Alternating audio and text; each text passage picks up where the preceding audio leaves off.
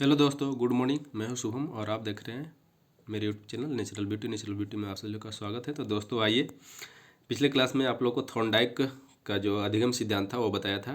आज देख लीजिए अधिगम बोलते किसको हैं और अधिगम की क्या क्या विधियां हैं। ठीक है, उसके बाद हम लोग आज चलेंगे पावलग थ्योरी पे। ठीक है, तो आइए, अधिगम किसको बोलते हैं।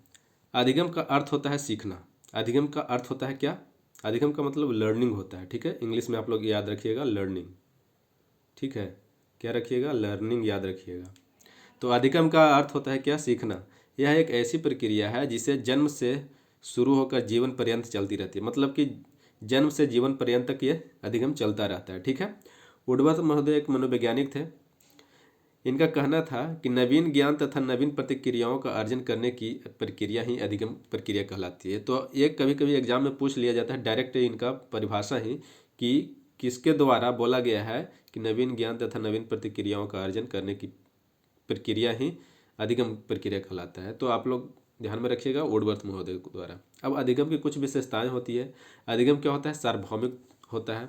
ठीक है, ये सिर्फ मनुष्य में ही नहीं बल्कि संसार में, दुनिया में जितने भी जीव जंतु हैं ये सब पे लागू होता है। ठीक है, अधिगम परिवर्तनशील और उद्देश्यपूर्ण होता है। अधिगम क्या होता है? परिवर्तनशील भी होता है और उद्देश्यपूर्ण भी होता है।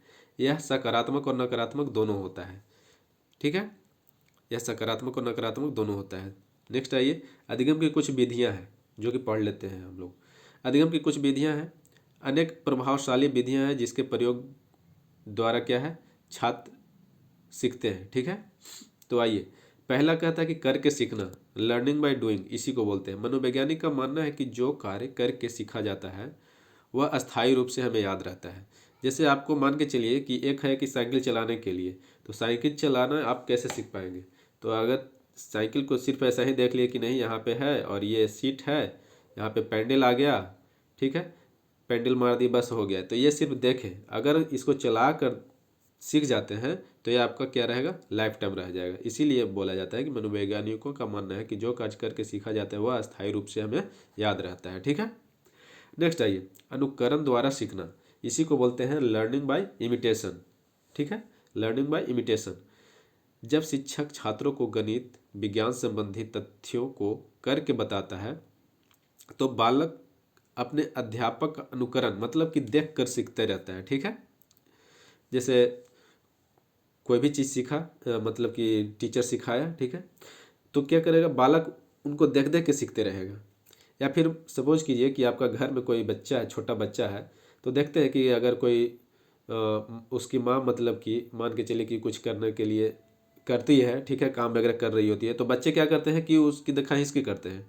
ठीक है, तो इसी को बोलते हैं कि बच्चे क्या करते हैं? अनुकरण करके सीखते हैं। ठीक है, तो ये हो गया अनुकरण द्वारा सीखना। नेक्स्ट आइए आप लोग का निरीक्षण करके सीखना। निरीक्षण करके सीखना में क्या आता है? देखिए, निरीक्षण करके सीखना, बालक बालक विद्यालय, घर, समाज में अनेक तथ्य निरीक्षण करके सीखता है। किसी विषय पर गहन गहन करना या और तार्किक रूप से विचार करना, इसी को बोलते हैं हम लोग कि ये निरीक्षण करके सीखना। इसी को बोलते हैं क्या? Learning by observation. नेक्स्ट है ये परीक्षण करके सीखना। इसमें विविध प्रयोगों एवं खोजों के माध्यम से के किसी नियम के या फिर सिद्धांत की सत्यता का मापन किया जाता है।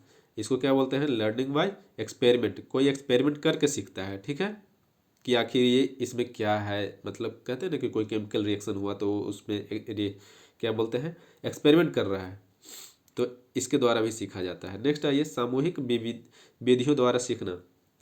सामूहिक विधियों द्वारा सीखना, मनोवैज्ञानिक मानते हैं कि समूह में रहकर छात्र का अधिगम प्रभावशाली रूप से हो सकता है। जैसे मान के चलिए कि ग्रुप, इसको क्या बोलते हैं? Group learning. ग्रुप लर्निंग में क्या होता है? बहुत सारे बच्चे होते हैं, बहुत सारे बच्चे यहाँ पे बैठ गए और कोई किसी एक कार्य को कर रहे हैं। ठीक है, तो बच्चे क्या करेंगे कि समूह में उनका, जैसे ये थोड़ा सा बताया, नॉलेज दिया, ये उसके बाद कुछ और नॉलेज दिया, तो हम लोग बोलते हैं ना कि ग्रुप डिस्कशन करेंगे। तो ग्रुप डिस्कशन में क्या होता है? बच्चे ज़्यादा सीखते हैं। ठीक है, तो यही कहता है कि सामूहिक रूप द्वारा सीखना भी एक क्या है? सीखना है। अधिगम की विधियां में से एक है। ठीक है, नेक्स्ट आइए, सम्मेलन एवं विचार गोष्ठी अधिगम। सम्मेलन एवं विचार गोष्ठी अधिगम, इसको बोलते हैं learning by conference and seminar. सम्मेलन एवं विचार गोष्ठी अधिनियम क्या है, अधिगम क्या है, सॉरी, सम्मेलन, सेमिनार, वाद विवाद, प्रतियोगिता जो होती है उनसे भी अधिगम अच्छे से कर पाते हैं। मतलब कि कोई बच्चा जो है, मान के चलिए कि आपको ऐसे नॉलेज नहीं आ पा रहा है, अगर किसी सम्मेलन में जाते हैं, भाग लेते हैं, ठीक है, कॉन्फ्रेंस हॉल में या सेमिनार वगैरह में जाते हैं, तो वहाँ पे या फिर वाद विवाद द्वारा, तो क्या करते हैं, इससे भी बच्चे सीखते हैं, ठीक है। तो सम्मेलन एवं विचार गोष्ठी अधिगम। नेक्स्ट आइए, परियोजना द्वारा, मतलब कि प्रोजेक्ट मेथड। परियोजना द्वारा क्या है, इसका दार्शनिक आधार है, इसका क्या है, दार्शनिक आधार क्या है, व्यवहारवाद, ठीक है। छात्र जो भी सीखता है वह सामाजिक जीवन से संबंधित होता है, लेकिन वर्तमान शिक्षा प्रणाली पूर्णतः सैद्धांतिक है। नेक्स्ट आइए,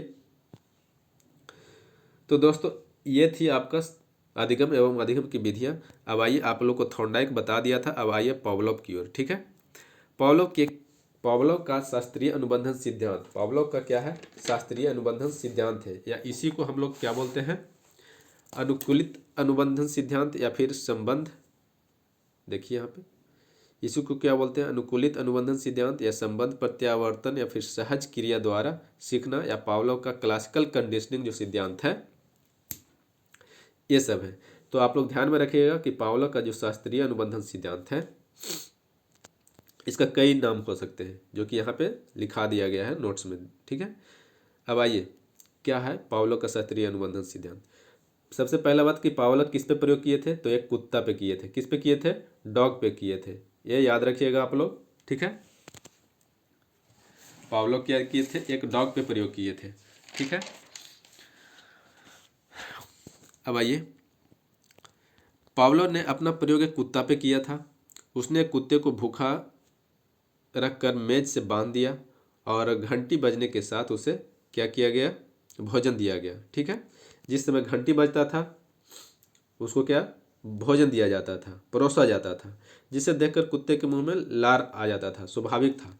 जैसे एक मनोवैज्ञानिक थे पावलोव, जो कि यहाँ पे पावलोव है, तो ये क्या किए थे ना कि कुत्ते का जो लार ग्रंथि का था ऑपरेशन किए थे। ऑपरेशन करके क्या किए थे, ऑपरेशन करके उसे एक ट्यूब से जोड़कर और एक क्या बोलते हैं उसको, शीशे की परख नली में रख, मतलब कि जोड़ दिए थे, ताकि लार यहाँ से जैसे ही उत्पन्न हो तो यह क्या हो जाए, जाकर परख नली में जमा हो जाए, ठीक है।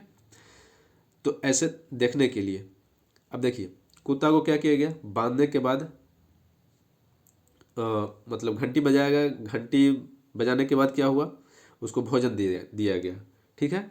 जैसे कि देख सकते हैं सामने भोजन आ जाता था, जिसे देखकर कुत्ते के मुंह में लार आ जाता था। और कुत्ता के मुंह में लार आ जाना ये तो स्वाभाविक बात है।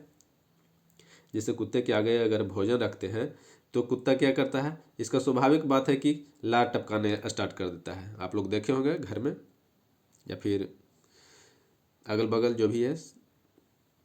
अब देखिए, ये कहता है प्रयोग के आखिरी चरण में भोजन न देकर केवल घंटी की बजने से भी कुत्ता के मुंह में लार टपक की, क्योंकि कुत्ते ने सीखा था कि जब घंटी बजती है तब खाना आ जाता है, ठीक है। अब ये इसका मतलब ये हुआ कि जैसे कुत्ता को एक बार जैसे घंटी बजाया गया, फिर खाना दिया गया, दूसरा बार घंटी बजाया गया, फिर से खाना दिया गया, तीसरा बार फिर घंटी बजाया गया, खाना दिया गया। फाइनली क्या किया गया कि उसको घंटी बजाया गया लेकिन खाना नहीं दिया गया, खाना नहीं दिया गया, लेकिन कुत्ता उसके बाद भी क्या करता है, लार टपकाना स्टार्ट कर देता है। तो कुत्ता ये जान गया था कि जब भी हमको घंटी बजता है तो खाना आ जाता है। इसी कारण क्या था, उसका लार का टपकना। तो मनोवैज्ञानिक ने इस प्रयोग से यह निष्कर्ष निकाला कि जब किसी क्रिया को बार बार दोहराया जाता है तो अस्वाभाविक उद्दीपक भी वही प्रक्रिया देने लगता है जो स्वाभाविक उद्दीपक देता है। जैसे अस्वाभाविक उद्दीपक कौन सा हो गया, तो अस्वाभाविक उद्दीपक क्या हो जाएगा, आपका घंटी हो जाएगा, क्या हो जाएगा, घंटी हो जाएगा, ठीक है। और स्वाभाविक उद्दीपक कौन सा हो जाएगा, तो उसका भोजन, कुछ भी था भोजन, वो क्या था, स्वाभाविक रूप से था। तो भोजन को आने से कुत्ता का तो लार टपकना स्वाभाविक था, लेकिन यहाँ पे घंटी को बजने से लार टपकना ये स्वाभाविक नहीं था, अस्वाभाविक था। तो इसको बोलते हैं अस्वाभाविक उद्दीपक, और भोजन हो जाएगा स्वाभाविक उद्दीपक। तो आप लोग समझ लीजिए। अब कहता है कि उपरोक्त सिद्धांत के आधार पर बालक में भय, प्रेम, घृणा के भाव आसानी से उत्पन्न किए जा सकते हैं। ठीक है, तो आज पावलव खत्म हो गया। ठीक है, फिर मिलेंगे आप लोग को नेक्स्ट अधिगम के सिद्धांत में। ठीक है, तब तक के लिए धन्यवाद। अगर वीडियो अच्छा लगा हो तो लाइक कीजिए, सब्सक्राइब कीजिए, अपने दोस्तों में शेयर करते रहिए।